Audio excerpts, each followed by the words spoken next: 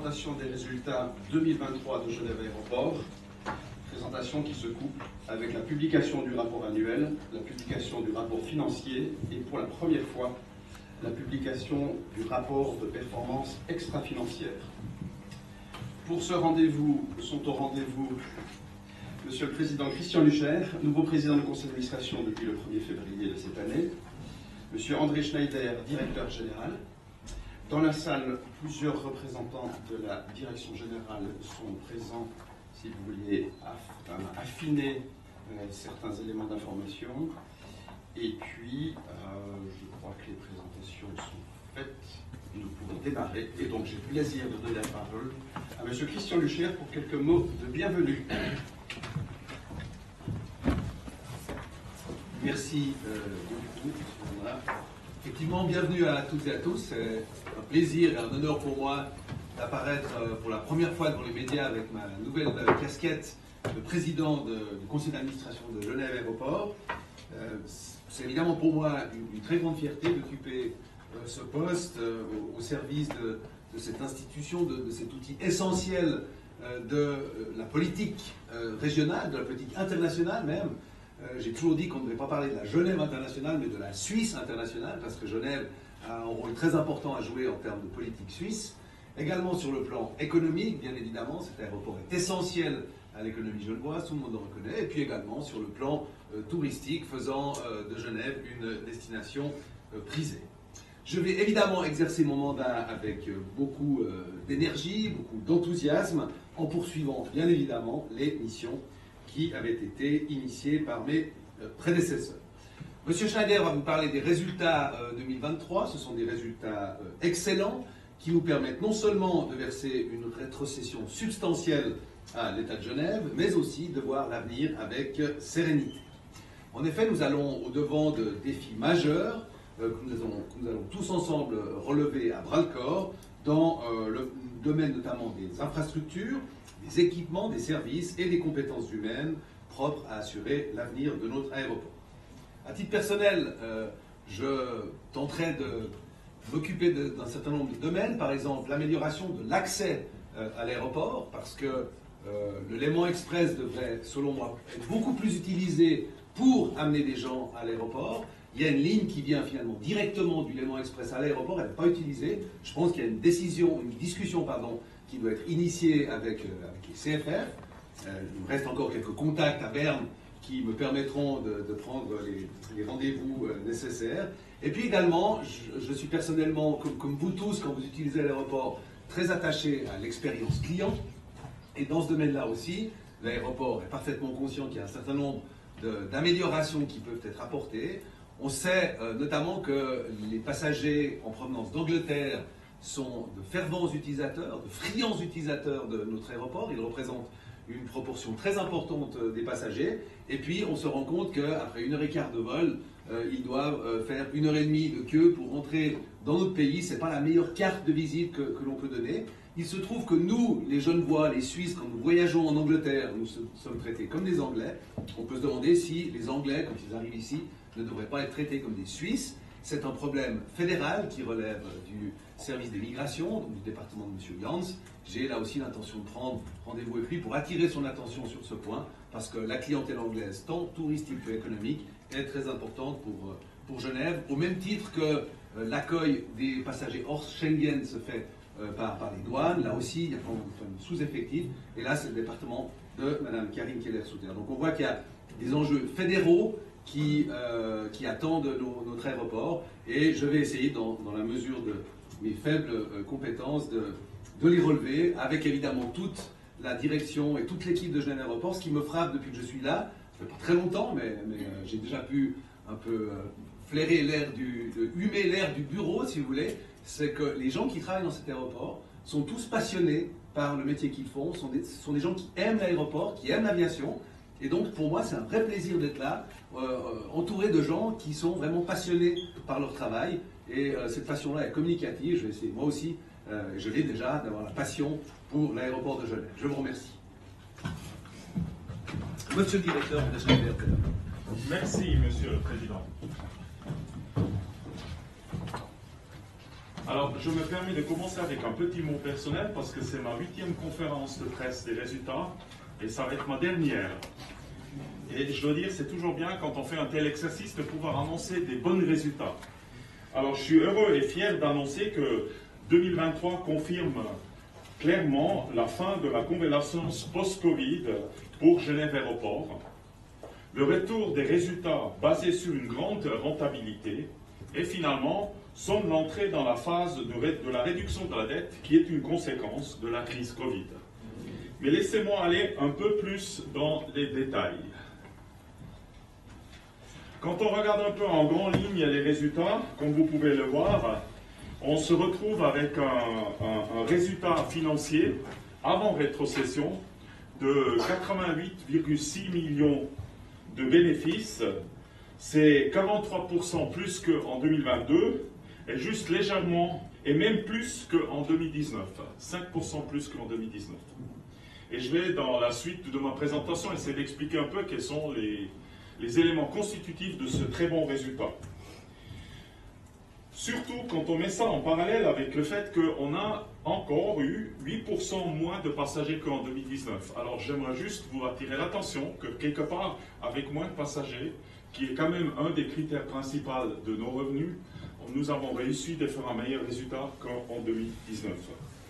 Mais nous sommes aussi encore une croissance de 17% et je vais vous montrer après un graphique qui vous permet de voir que maintenant la croissance va gentiment se tasser parce qu'on se rapproche de le niveau de avant la crise où nous prévoyons d'aller dans une phase de croissance nettement plus faible vu la maturité de notre réseau.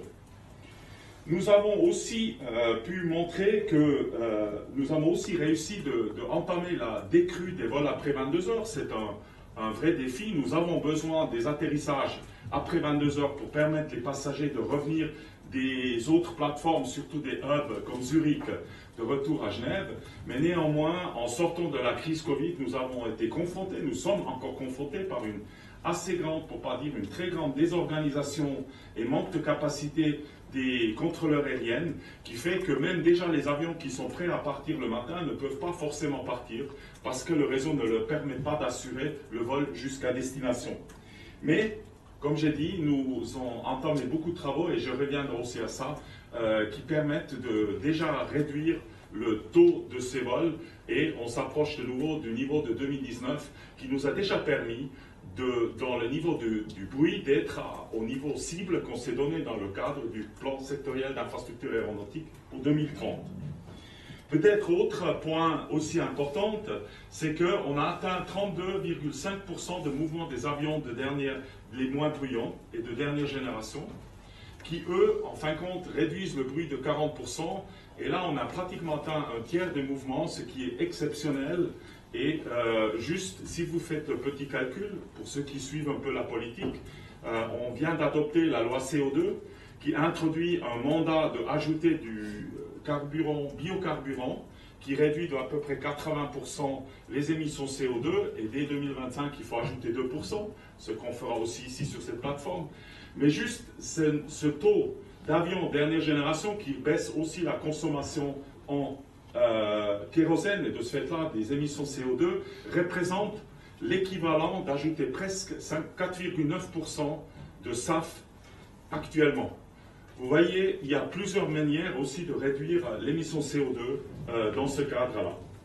Et peut-être, dernier point qui est un peu moins positif, c'est l'évolution du fret. L'année passée, l'économie d'exportation était sous pression. Il y avait généralement une évolution moins favorable. Comme Genève Aéroport reste quand même pour le fret un aéroport de deuxième priorité, nous ne sommes pas une plateforme principale de fret, ben, on a perdu aussi un certain nombre du fret envers des plateformes de première priorité, comme par exemple Bâle. Mais nous prévoyons pour l'année prochaine une remontée parce que la situation est en train de s'atténuer. Et finalement, nous avons réussi à maintenir l'évolution de nos employés sur le niveau que nous avons entamé durant la crise et qui nous permet aussi d'avoir aujourd'hui la rentabilité qu'on vous montre. Je vais maintenant continuer. Comme ça a été mentionné, nous publions pour la première fois un rapport de performance extra-financier, c'est une obligation du Code des obligations. Nous ne sommes pas cotés en bourse, mais comme nous émettons des emprunts publics, nous sommes soumis à la même règle. Ce rapport de plus de 120 pages que je peux que vous inviter à lire, c'est un peu ardu à lire, mais vous donne tous les éléments nécessaires sur des thèmes comme la durabilité au cœur de la stratégie de Genève Aéroport, les performances climatiques et environnementales, des aspects de santé et sécurité, la performance sociale, la performance de gouvernance, la création de valeur pour Genève et la Suisse, et complété par un annexe avec tous les chiffres qui finalement sous-tendent les chapitres qui sont avant. Je dirais que c'est la première fois où on a eu un effort de cette envergure-là à Genève Aéroport pour compiler toutes ces informations et les mettre en un seul endroit. Quelque chose qu'on faisait d'une manière moins complète dans le cadre de notre rapport du développement durable tous les 2 ans. Et c'est un rapport qui va maintenant être joint au rapport annuel et le rapport annuel financier chaque année. Et je pense que ça va être aussi une manière de clarifier et quelque part mettre sur des pieds de fait tout ce que fait Genève Aéroport et à quel point le développement durable est vraiment, comme on le dit, au centre de notre stratégie ou au cœur de notre stratégie. Mais laissez-moi aller un peu plus dans les détails. D'abord, du côté des finances, comme j'ai dit, on a des très bons résultats financiers. On a un chiffre d'affaires de pratiquement 400 millions de francs suisses, qui est presque le même résultat comme en 2019. Et je vous rappelle, avec quand même moins de passagers ici, et un bénéfice après participation au bénéfice du canton de 44,3 millions.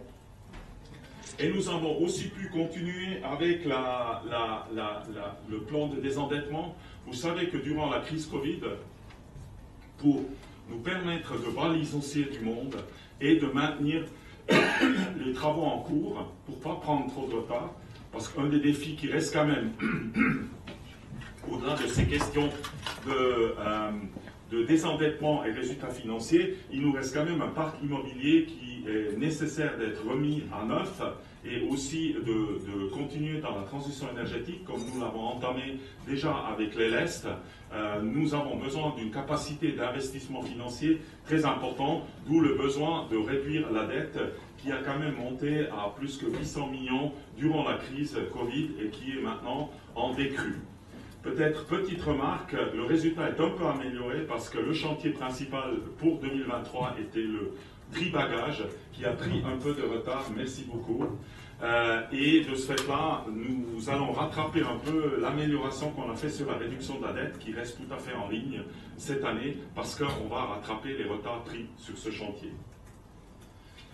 Si je regarde un peu plus proche les résultats financiers, comme j'ai dit, on voit quand même que les produits sont à que moins 6%, alors un peu mieux quand même que le résultat par rapport aux passagers. Et les contributions sont quand même un comportement plus favorable d'achat des passagers, mais aussi une augmentation de la taxe passager qui était opérée en 2021, essentiellement pour pouvoir couvrir l'amortissement de l'ELEST. Mais on va quand même en enlevant ça, on reste quand même encore mieux que laisserait prévoir le chiffre des passagers. Finalement, où on a vraiment pu travailler bien, c'est que c'est la comparaison en coût du personnel, vu qu'on a pu faire une certaine amélioration de la situation. Et finalement aussi dans les coûts de fonctionnement qui restent quand même plus que 15% en dessous du chiffre de 2019.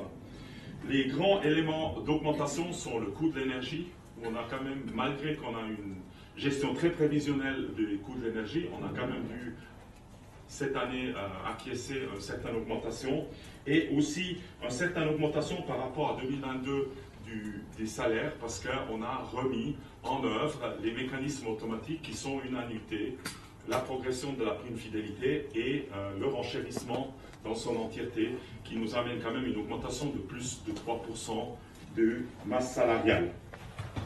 Voilà. Quand vous regardez un peu le chiffre, alors un point aussi très important de voir, c'est que nous avons atteint aussi un résultat exceptionnel pour l'EBITDA sur le chiffre d'affaires, qui a atteint 38,6%, comparé avec 31,7% avant la crise, et même mieux que l'année passée. Comme j'ai aussi dit, notre cash flow d'investissement a monté comparé avec l'année passée, mais pas autant qu'on aurait espéré. Alors on a un rattrapage à faire cette année.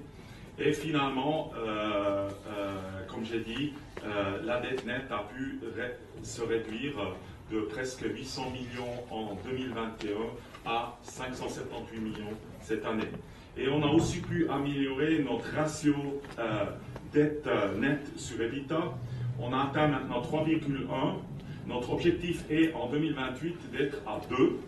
Parce que nous estimons que ça, c'est à peu près le point d'équilibre qui nous permet de réenvisager des grands investissements. Et je vais venir à la fin de la présentation de le projet phare qu'on doit faire, qui est la refonte du terminal.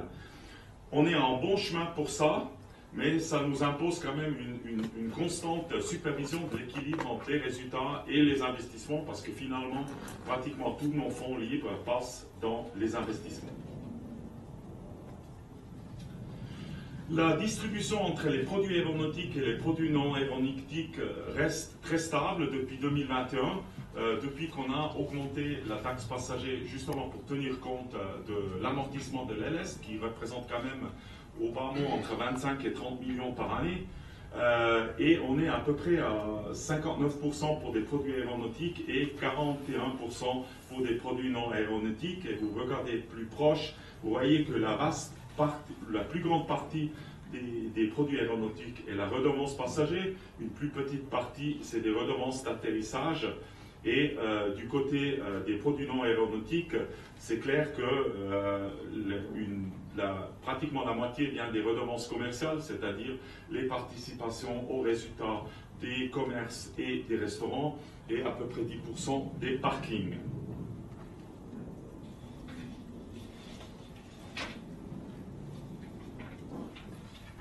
Maintenant, venons sur l'année en vue de l'aviation. Nous avons eu 16,5 millions de passagers, qui est moins 8% par rapport à 2019 et plus 17% par rapport à 2022. Et je rappelle encore une fois, on est encore dans la remontée de la crise Covid, avec une remontée assez rapide, mais qui ne va pas s'éternaliser comme ça, du moment qu'on aurait atteint à peu près le chiffre de 2019, qui était un point d'équilibre sur ça. On reste un peu derrière nos plans initialement prévus, aussi pour l'année prochaine, où on ne va pas encore atteindre le niveau de 2019, comme ça va être le cas de beaucoup d'autres régions en Europe, tout simplement parce qu'on a un déséquilibre entre l'offre et la demande. L'offre, il n'est pas à la même hauteur qu'il devrait être. On a un certain nombre de compagnies qui souffrent de problèmes de moteur, qui demandent des réparations et avec des temps d'attente pour des pièces de remplacement très longues. On a aussi encore des manques de crew, d'équipage pour un certain nombre de compagnies aériennes, qui fait qu'aujourd'hui, on a moins d'offres que la demande, qui d'ailleurs a induit une augmentation de prix assez considérable. Pour certaines destinations, c'est plus que le double qu'il y a une année, mais avec un effet de bord assez intéressant à voir, avec un impact pratiquement zéro sur la demande. C'est-à-dire, on peut quand même, à notre grand étonnement, constater que l'élasticité de prix et peut-être pas tout à fait ce qu'on pensait, parce que nous avons aussi fait pas mal d'études prospectives sur les nouvelles règles qui viennent dans le développement durable vers l'aviation, qui amènent des coûts supplémentaires, et on peut se rendre compte que probablement ça a moins d'impact qu'on aurait pu craindre.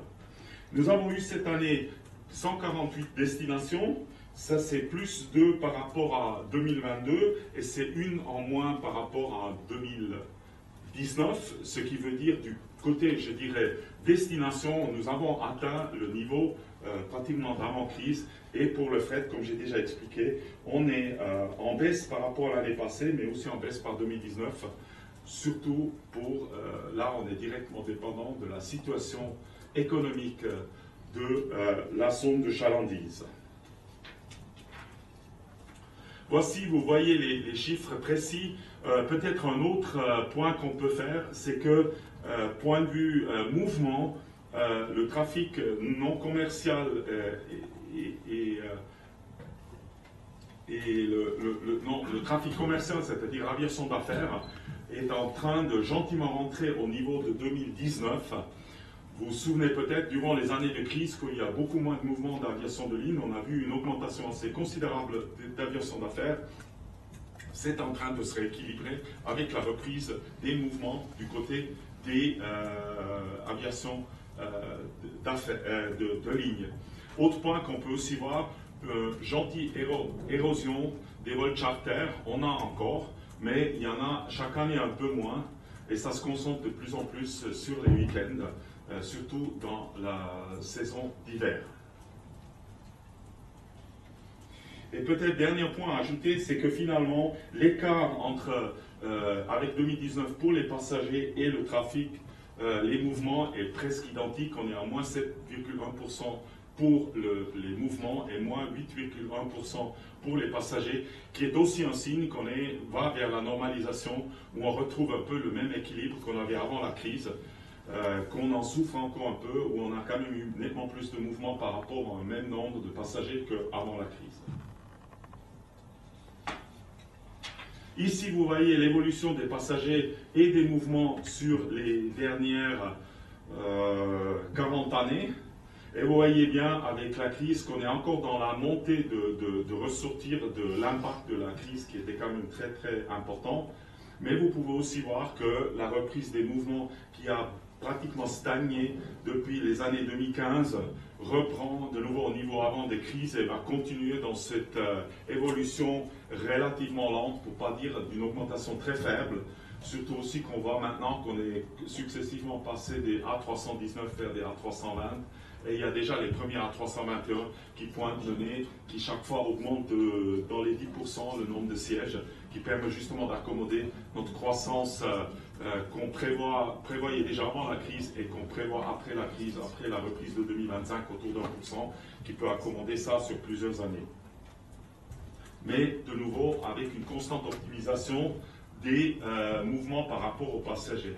Ce qu'on peut aussi voir sur cette graphique-là, là on vous montre pour l'aviation de ligne et charter le nombre moyen de passagers par mouvement.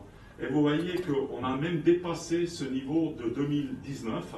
On est aujourd'hui à 128 passagers par mouvement, ce qui montre justement le taux très élevé d'occupation des avions. L'année passée était une très bonne année et cette année se présente de nouveau très bien. On a beaucoup de compagnies qui sont en dessus de 80% d'occupation d'avions, qui est plutôt un résultat exceptionnel.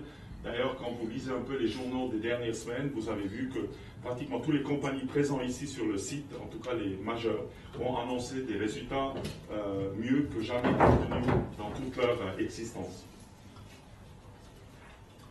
Maintenant, venons sur un autre point qui est très important pour nous, au point que nous avons instauré un soutien financier. C'est pour l'arrivée des avions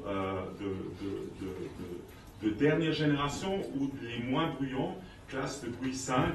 Vous voyez qu'aujourd'hui, on est à 32,50% et avec pratiquement 90% des avions des deux meilleures classes de bruit qui sont ici, qui montrent vraiment la qualité du réseau qui vient ici et la qualité des avions. Si on regarde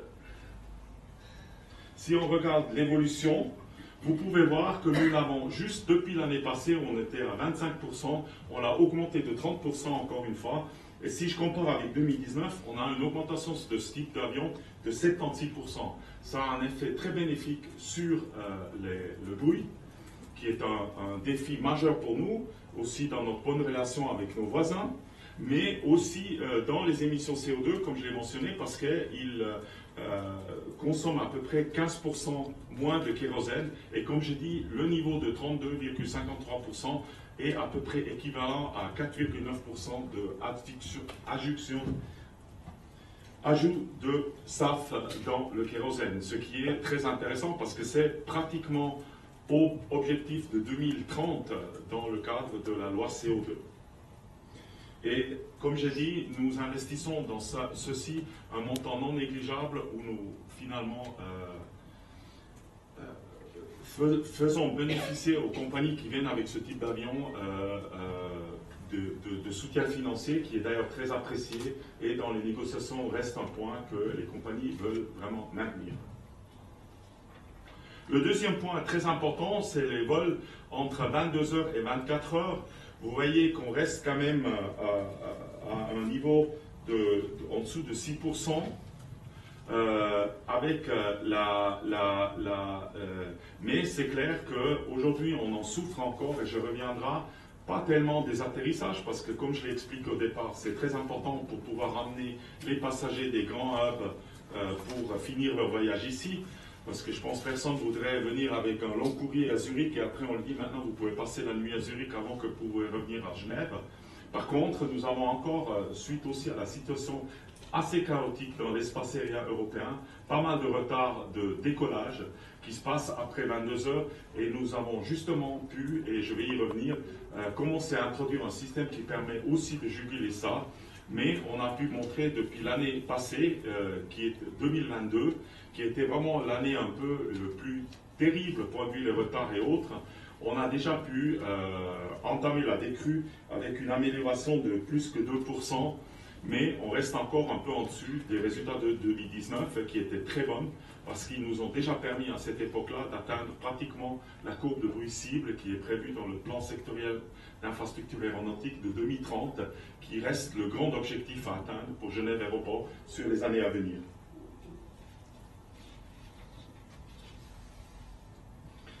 Alors, laissez-moi juste faire une petite excursion sur tout ce qu'on fait contre le bruit.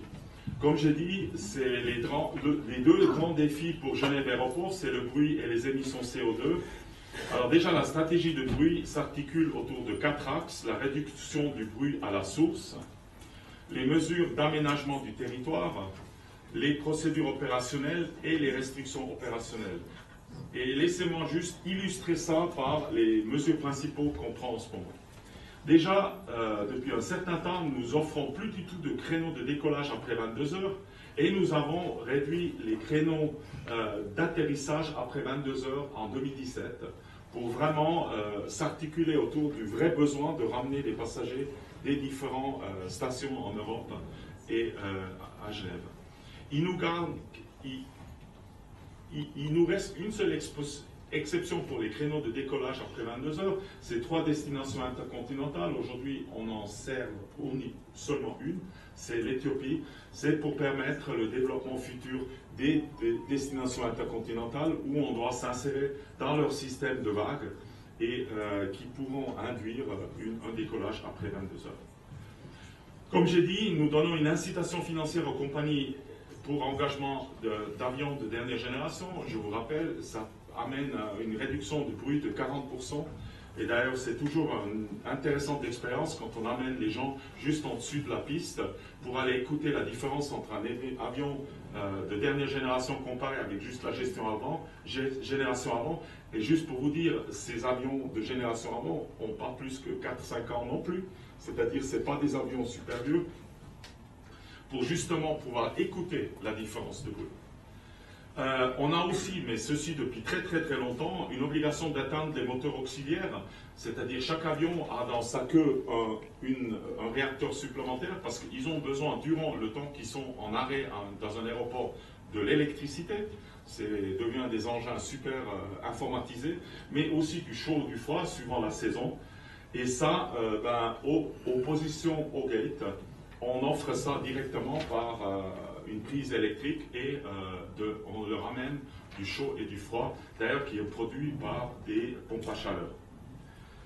Nous sommes en train de préparer un système de quotas pour limiter les décollages en retard. Nous ne pouvons pas totalement interdire les retards parce que c'est finalement même des effets externes aux compagnies aériennes. Hein, c'est la limitation de capacité dans le système de contrôle aérien. Mais on veut rendre les compagnies plus attentives à ça pour qu'ils améliorent ce qu'ils peuvent de leur côté améliorer. Ceci était un souhait qu'on a mis dans notre dossier qu'on a dû soumettre pour la mise en œuvre du plan sectoriel d'infrastructure aéronautique, contre laquelle un certain nombre d'opposants ont fait recours. On était bloqué même avec cette mesure. Nous avons demandé au tribunal administratif fédéral de lever l'effet suspensif sur cette mesure-là, ce qu'il a fait en reconnaissant quand même que ceci était une mesure favorable à tout le monde, autant nos opposants qu'à l'aéroport pour pouvoir se développer. Et nous sommes en train de finaliser le système et les négociations avec les compagnies aériennes pour pouvoir le mettre en œuvre dès le 1er janvier 2025. Ce système a déjà été testé et reste 2023 et continue d'être testé en 2024. Et ceci a déjà amené un certain nombre de compagnies aériennes, justement pour réduire le risque de se retrouver, de devoir, en dépassement de quotas, payer des taxes punitives, si je peux me permettre ce terme, ou fortement progressifs. Là, on parle vraiment de montants considérables.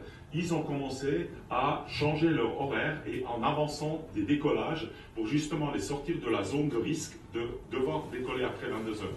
Et ça nous a déjà permis, fin de l'année et début de cette année, de réduire l'impact des retards parce qu'il y a un certain nombre de vols qui ne sont plus sous ce risque-là. On a aussi un amortisseur de bruit. On fait des travaux de maintenance ici et il est important de pouvoir tester les réacteurs après ces travaux pour éviter que ceci se fait dans l'air libre et avec l'impact bruit sur tout le monde. Nous avons un bâtiment spécialement dédié à ça qui permet de réduire d'un facteur 20 le bruit qui en sort. Nous sommes aussi dans un programme d'insonorisation. On en a fait 4200 à ce jour. C'est une obligation légale, mais c'est très important pour tous les bâtiments qui se trouvent dans une zone de bruit. Et finalement, comme je l'ai déjà mentionné, nous avons pris l'engagement de réduire depuis 2022 de 20% l'impact bruit mesuré dans la zone de bruit qu'on génère en 2030. Et c'est justement toutes ces mesures que je viens de nommer qui devraient nous permettre d'y arriver. Et en 2019, avant la crise, on a pu démontrer qu'on était sur le bon chemin. Il faut maintenant reprendre la réorganisation et la maturité de l'aviation après-crise, cette normalisation, et après on peut reprendre ce chemin pour atteindre finalement cet objectif dans les délais qu'on prévu. Laissez-moi passer quelques moments sur les parts de marché et les alliances ici à Genève d'Aéroport. Alors aussi là, on voit une certaine normalisation. Après une phase où EasyJet a frôlé avec les 50% de parts de marché en passagers, ils reviennent de nouveau vers 46,41%, qui était un chiffre beaucoup plus proche d'où ils étaient avant la crise. Suisse a aussi repris et a atteint maintenant 12,21%. Et après, tous les autres compagnies se retrouvent en dessous de 5%, avec comme premier suivant British Airways avec 4,9%, et après Air France, Iberia et KLM. Si on regarde, on a trois grandes alliances ici sur le site. On a d'un côté Star Alliance avec des compagnies comme Lufthansa, Suisse,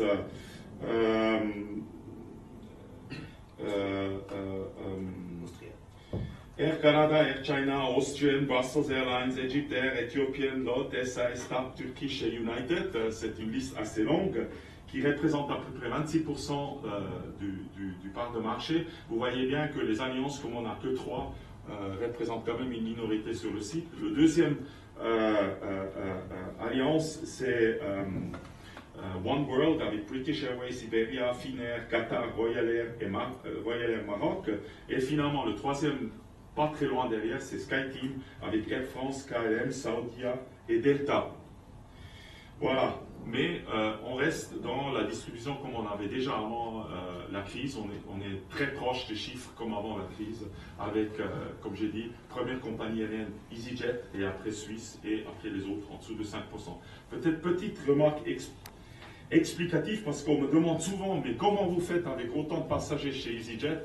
Je vous fais remarquer que pratiquement tous les aéroports ont une compagnie principale qui fait au moins 60% des passagers. On est de nouveau un peu une exception culturelle avec aucune compagnie aérienne qui a finalement plus que 50% des passagers, ce que je trouve un bon équilibre.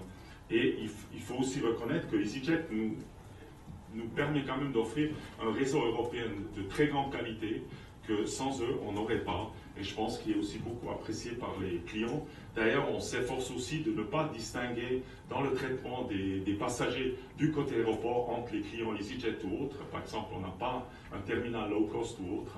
On estime que ça fait partie de l'offre comme toutes les autres compagnies ici. Si on prend le top 20 des destinations par ville, on voit vite que finalement, sur les premiers 10, il y a très peu de changements, Sauf que Barcelone a dépassé Madrid, ceci aussi, comme vous avez pu lire, par un certain désinvestissement vers Madrid. Et après, dans les rangs plus loin, on a quelques changements, surtout par rapport à l'année passée. Le changement peut-être le plus important, c'est New York qui a repris 4 places. Ça, c'est tout simplement dû au fait qu'on a une reprise du trafic plus l'ajout de Delta qui vole vers New York. Et on a aussi Copenhague qui a pris 3 places. Ça, c'est aussi parce que les pays nordiques ont repris un peu la couleur. Vous vous souvenez peut-être, ils ont été beaucoup aussi utilisés pour des vols vers l'Asie lointain, mais avec l'introduction du survol de la Russie, ça ne marchait plus tellement. Ils ont mis un peu de temps pour se refaire de ça. Les grandes destinations qui ont perdu de place, c'est Rome, Athènes et Bordeaux. Rome a perdu 2 places et finalement Athènes et Bordeaux ont chacun perdu 3 places et se trouvent maintenant en fin de liste. Mais en général, on a une stabilité assez imbattable qui montre d'ailleurs que nous sommes vraiment en train de retrouver ce niveau de remise à niveau d'avant la crise, très important. Voilà. Peut-être autre point, dans les temps actuels, on en discute beaucoup de la complémentarité entre rail et avion. Depuis l'année passée, nous publions dans notre rapport annuel une comparaison où nous regardons quelles sont les destinations à moins de 5 heures de train qui sont desservies par Genève Aéroport. Vous voyez qu'on a finalement que 3. C'est Zurich, où il faut quand même savoir qu'entre 90 et 95% des passagers prennent un vol plus loin avec Suisse. Et il y a Paris, où Charles de Gaulle est dans une situation, je dirais, assez comparable et Orly un peu moins, même s'il a aussi la connectivité. Vous voyez, et quand on fait le total de tout ça, on est entre 3 et 7% de passagers, ce qui est un taux très très faible. Par contre, on maintient quand même nos destinations intercontinentales. On a retrouvé la totalité de nos destinations.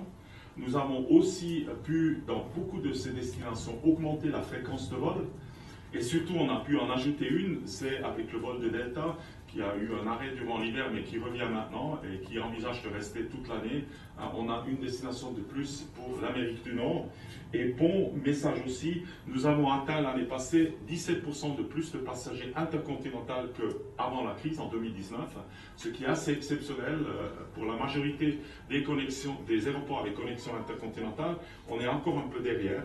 Et ça, je dois dire que c'est aussi une preuve à quel point notre zone de chalandise a besoin de ces vols intercontinentaux partant directement de Genève. Peut-être juste pour vous donner un peu une impression, qu'est-ce qui s'est passé un peu l'année passée. Comme j'ai déjà dit, on a pu rétablir notre réseau long courrier et l'augmentation des passagers long courrier ou intercontinental. On a aussi pu gérer efficacement, même s'il y a quelques points encore améliorés, comme nos passagers anglais. La reprise et satisfaction des passagers, on a atteint un niveau qu'on n'avait jamais atteint avant la crise.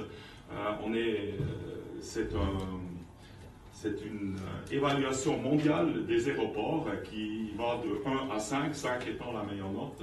Et on avait toujours voulu être en dessus de 4, ce qu'on a maintenant définitivement atteint. Et ceci est plutôt bien quand on sait que quand même on doit travailler avec un terminal principal, et je viendrai sur son futur, qui date de 68 et pour à peu près 5 millions de passagers. Dans le côté opérabilité, l'année passée on a eu le renouvellement des concessions d'agents d'assistance. C'est une obligation européenne que nous devons mettre en œuvre suite aux accords bilatéraux de 2001. Et aussi, nous avons pu renouveler les contrats de sûreté pour les entreprises qui nous assistent dans ces tâches. On a eu 4 grandes perturbations de trafic. Il y a eu le tarmac qui était envahi durant E-Days par des activistes du climat. On a eu la grève à Genève Aéroport. On a eu un jet qui, en traversant la piste du nord vers le sud, s'est malheureusement embourbé.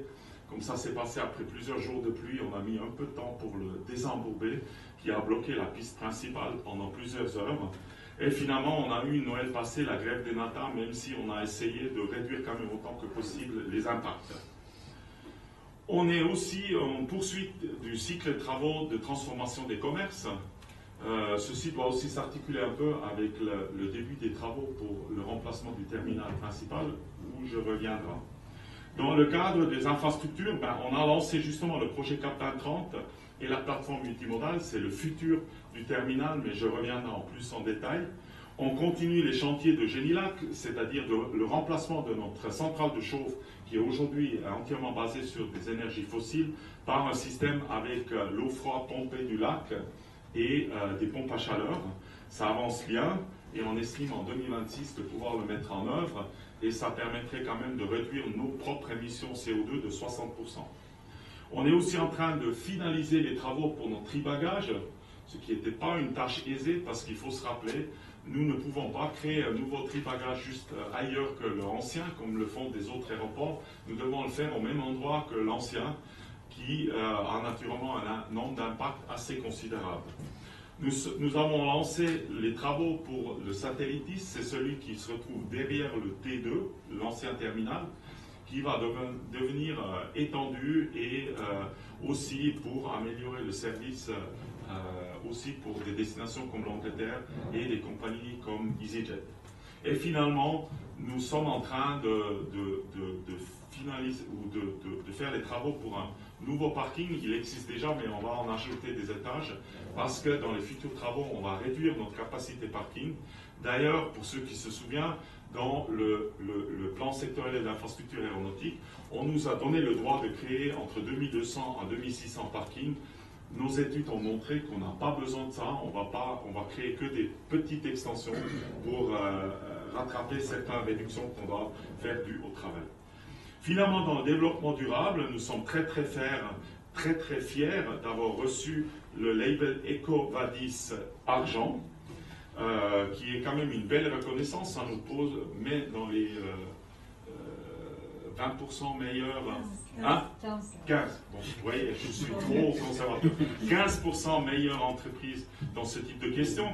C'est clair, ce n'est pas la fin des travaux, mais c'est un bon mise à plat. On a aussi reçu le label entreprise écomobile. Nous déployons un plan de mobilité pour tous nos employés, pas que pour Genève Aéroport, depuis multiples années, et on nous continuera dans ce sens-là. On continue l'électrification des véhicules tarmac. On est aujourd'hui à peu près à 30%. L'objectif, c'est en 2030 d'être à 90%. Nous travaillons de rendre encore plus efficace la communication autour du programme d'insonorisation pour accélérer ce programme. Et finalement, nous travaillons sur une réduction de consommation d'énergie qui devrait nous permettre en 2030 d'être à moins 37%. On était déjà à moins 25% en 2020 ou 2021. Là, on fait partie du programme de la Confédération Exemplarité Énergie et Climat et aussi de transition énergétique pour les bâtiments où on y travaille.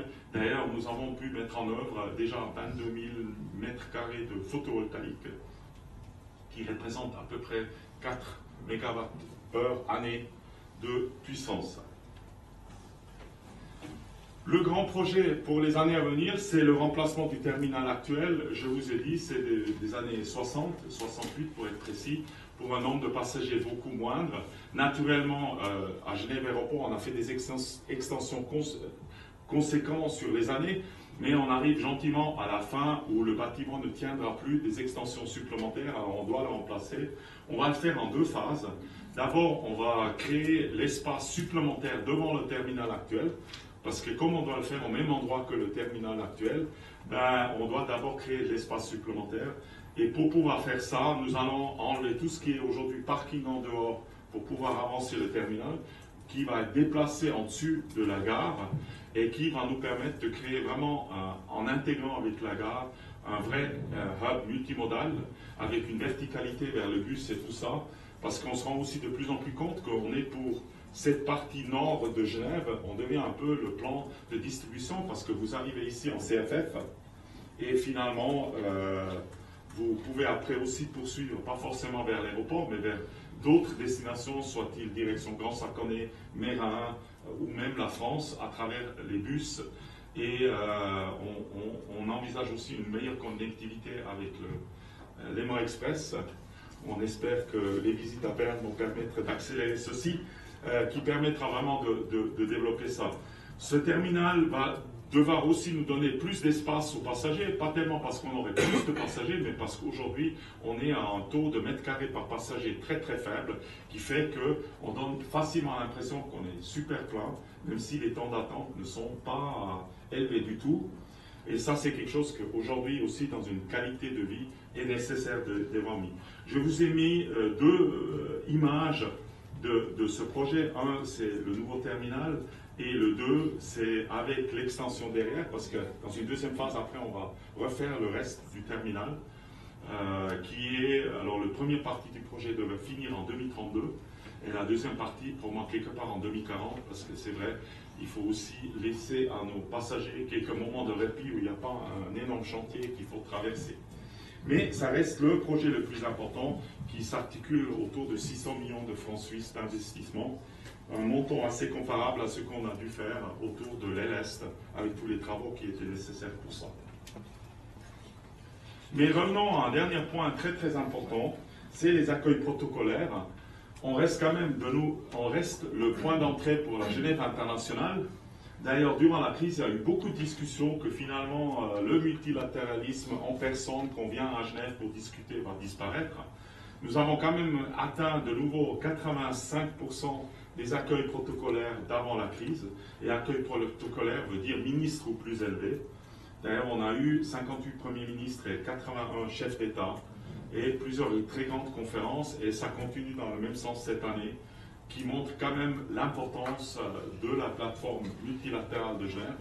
Surtout dans ces temps-là, on a quelques élections qui risquent d'amener des nouveaux chefs d'État qui sont plutôt très négatifs envers le multilatéralisme. Je pense que la Suisse a un rôle à jouer pour la Genève internationale, ou comme je me suis fait expliquer, la Suisse internationale, qui est un rôle très important à prendre, et je pense qu'on doit vraiment lutter pour le maintenir. Et peut-être dernier point, depuis un an, nous avons mis en avant un blog qui permet vraiment d'approfondir des questions qu'on peut se poser, de donner des éléments supplémentaires, de mieux expliquer qu'est-ce qu'on fait. Et je pense que c'est une manière très intéressante, qui est d'ailleurs assez courue pour des gens, pour s'informer et peut-être trouver les faits qu'il faut. En parallèle, nous avons aussi fait beaucoup de visites des communes qui sont dans le zone de bruit de Genève Aéroport, et nous continuons avec les partis politiques parce qu'il nous semble important de pouvoir faire les discussions sur le futur de l'aéroport sur une connaissance aussi factuelle de ce qui se passe ici, et qu'est-ce qu'on fait, et quels sont nos défis, et comment on envisage de les adresser. Sur ceci, j'ai fait mon tour, et on est à disposition pour des questions. Merci. Merci M. Schneider, et donc on peut aborder la séquence questions. Et voilà, une première. Sébastien Colson, Dauphiné Libéré, France Voisine. Deux petites questions. Donc, vous avez évoqué des destinations dont les prix avaient doublé. De quel type de destination il s'agit? Est-ce que c'est du loisir? Est-ce que vous avez quelques exemples? D'abord, on n'a pas de destination loisir, à quelques exceptions près.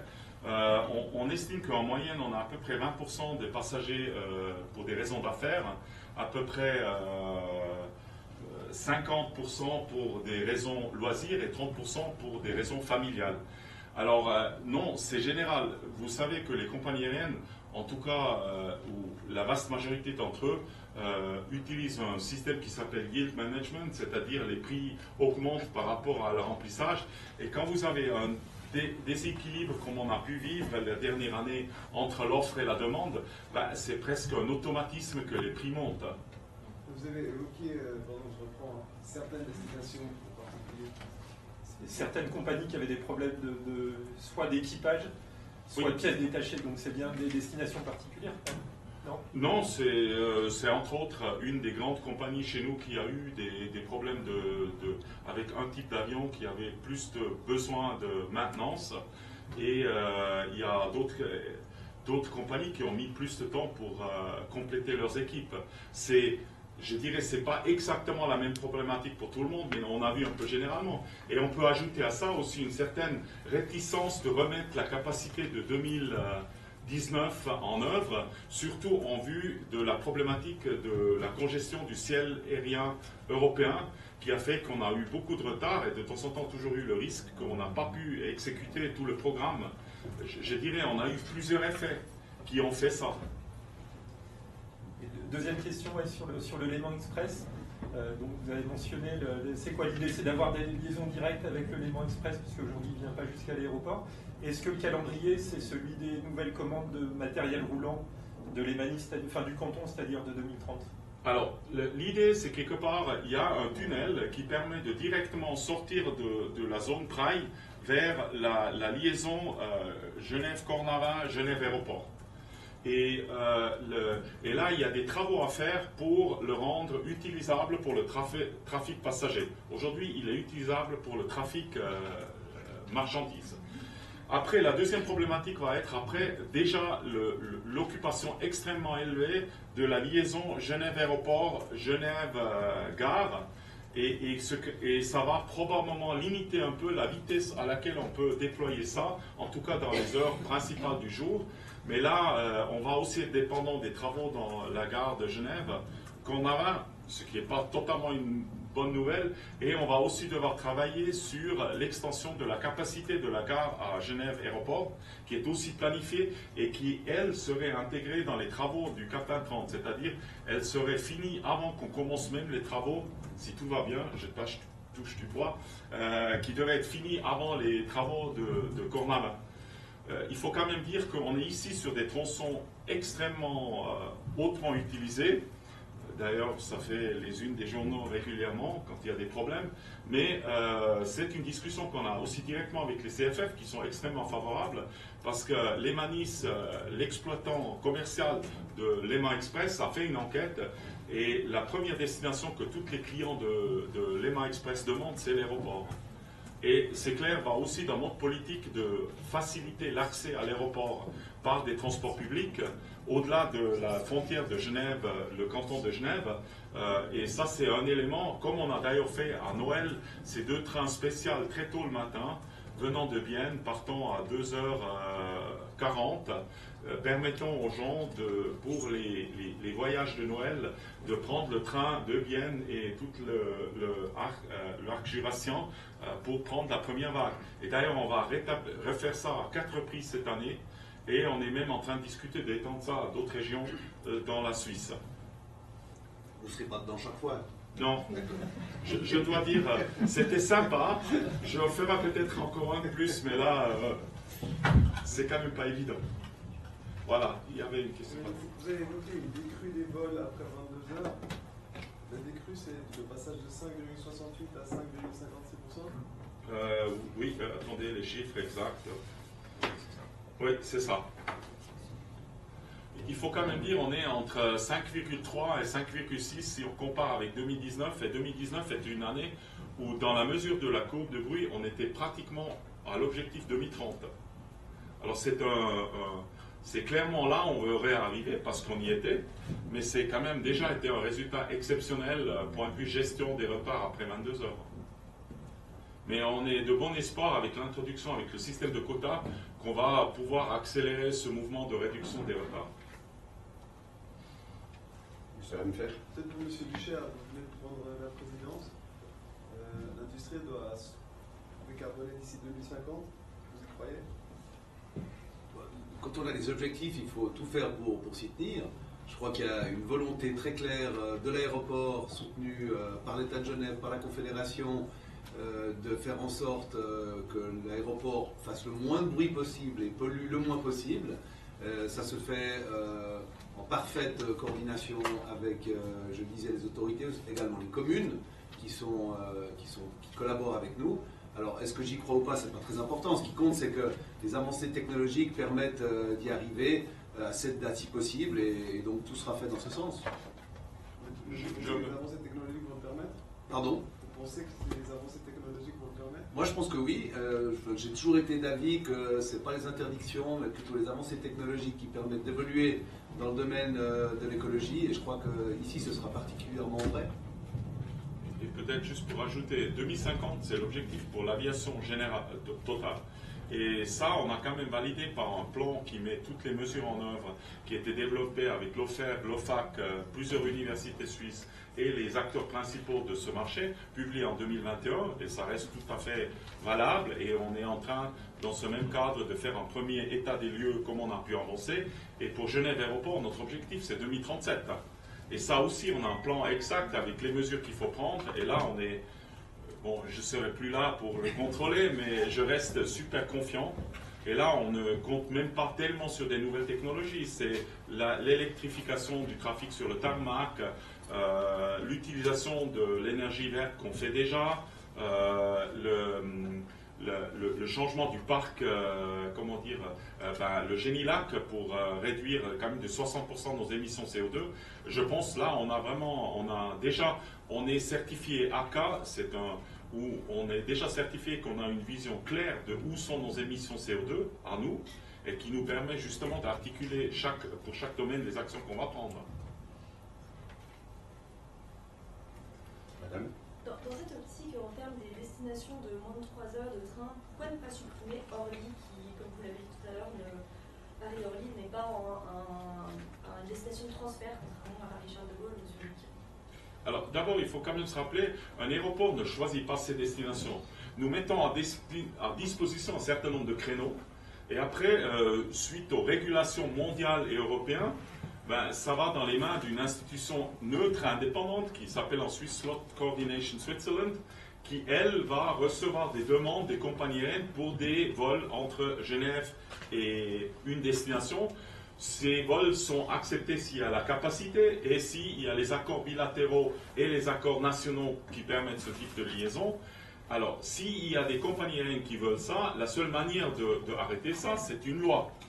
La France s'y est essayée, à voir quel résultat ça donne. En ce moment, en Suisse, nous, on se pliera à ce type de règles. Mais ce n'est pas le rôle de l'aéroport. Là, j'aimerais juste rappeler, l'aéroport, il a une concession pour offrir la capacité de connectivité aérienne de la Suisse. C'est d'ailleurs pour un aéroport national encore plus important pour la Suisse avec les destinations autour. Si le législateur, et dans ce cas-là, ça serait fédéral, parce que l'aviation est une loi, c'est une législation fédérale, décide de limiter ça, c'est tout à fait son droit et on s'y appliquera. Mais par contre, il ne faut pas nous demander de prendre le rôle de quelqu'un d'autre. Et d'ailleurs, je ne pourrais même pas, si demain il y a une compagnie aérienne qui demandera une liaison de plus pour Orly, j'ai aucune base légale ni possible de dire je ne l'accepte pas. Monsieur Faire à nouveau. Apparemment, Delta annule pas sa connexion avec New York, mais la rend saisonnière. Vous pouvez confirmer ça? Non, Delta a décidé l'année passée de venir juste l'été, de s'arrêter en hiver aussi pour des raisons de nouveau d'avions disponibles, gestion de réseau, et revient maintenant avec l'objectif, en tout cas c'est les nouvelles qu'on a jusqu'aujourd'hui, de la rendre pour toute l'année. Parce que je répète quand même ce que j'ai déjà dit, beaucoup de compagnies ont eu, dans la sortie de crise, un certain problème de remettre la capacité dedans, ce qui a eu comme premier lieu, comme influence sur des nouvelles destinations, des restrictions ou même un retard de développement, parce que tout simplement, même s'ils avaient une volonté de voler cette destination, ils n'avaient pas les avions, soit les crews. Mais Delta, ils ont communiqué, ils ont dit qu'ils repassaient en saisonnier à partir du 25 octobre. Vous avez vu ça où? C'est Simplify. Bon, alors, c'est pas la nouvelle que j'ai, mais après, j'ai peut-être pas lu la nouvelle de ce matin. Autre question? Si ce n'est pas le cas, j'ajoute un complément sur l'opération Train tôt le matin. Vous le savez, il y a eu une première expérience tout à fait un succès sur la ligne Pied du Jura les 23 et 24 décembre. CFF et Genève Aéroport se sont mis d'accord pour la répéter. Dans le courant de la semaine, je l'espère, je pourrai faire une communication qui le confirme, et j'ai l'autorisation de la part des CFF de dire qu'effectivement, ça sera répété à Pâques, à l'Ascension, à Pentecôte, ainsi qu'à 2 week-ends des vacances d'été, sur toutes ces dates pour la ligne Pied du Jura. Et il y aura, et c'est des petits détails qu'il faut encore caler, la même opération pour certaines dates pour la région de Fribourg. On va prendre le train tôt le matin à Fribourg et rejoindre Genève Aéroport à la Pompa, et au départ de Sion également. Communication probablement dans le courant de la semaine. ce n'est pas le cas, je vous remercie. Et ceux qui veulent faire quelques entretiens bilatéraux, notamment les médias audiovisuels, M. Schneider, M. Lucher, sont à disposition. Merci. Merci.